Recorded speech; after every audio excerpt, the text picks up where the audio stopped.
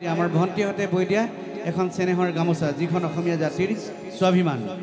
এখন যেতিয়া ডিঙিত এনেকৈ পিন্ধাই দিয়ে একদম বুকুখন ডাঠ ডাঠ লাগি যায়, খাটি অসমীয়া লাগি যায়। হয়নে নহয় ডেকাসকল?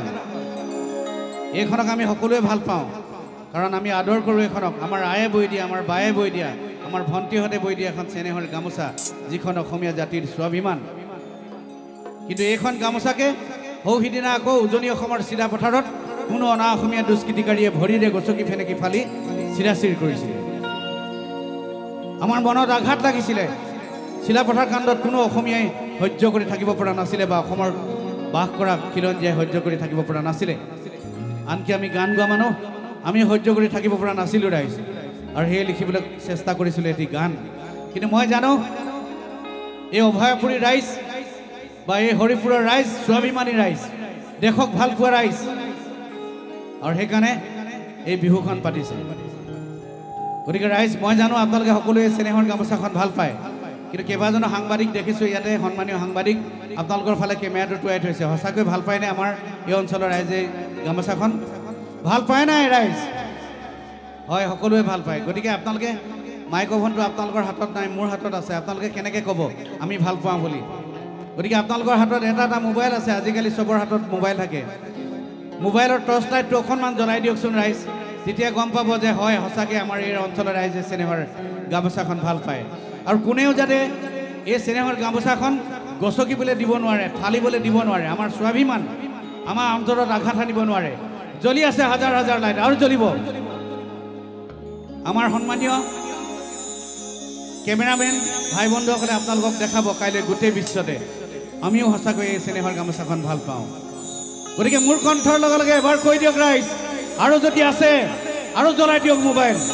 জয় আই অসম, জয় আই অসম। আমি কিং কৰ্তব্য বিমূৰত পৰিছিলোঁ ৰাইজ, আৰু সেয়ে লিখিছিলোঁ এটি গান।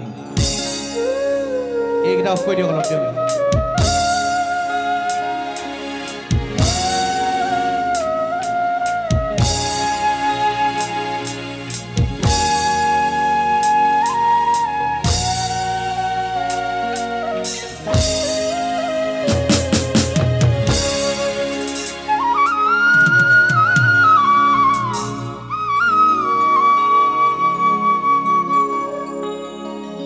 তিনি বৰণীয়া এখন কাপোৰ, ও জাতীয় পতাকা, আমাৰ জাতীয় পতাকা। তই গাতে পিন্ধাগে জোৰ কাপোৰ, এ মুগাৰী ঘামে খেলা, ভণ্টি মৰমে বুলোৱা। আৰু এখন কাপোৰ হলৈ ভনী আয়ে বৈ দিয়া, আমার বায়ে বই দিয়া, ভন্তি তোয়ে বই দিয়া, আমার এইখনে গ'ল ফুলামে গামোচা। এইখনে গ'ল ফুলামে গামোচা। মই ইয়ালৈ যেতিয়া আহিছিলোঁ, আমাৰ কণমানি ভণ্টি এজনী দৰথীয়ে কৈছিলে, কি বুলি কৈছিলে, এই তিনিবৰণীয়া গানটো গাব লাগিব, হয়নে?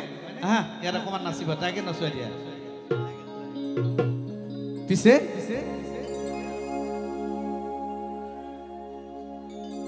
এনোখন গামোচা চিলাপথাৰত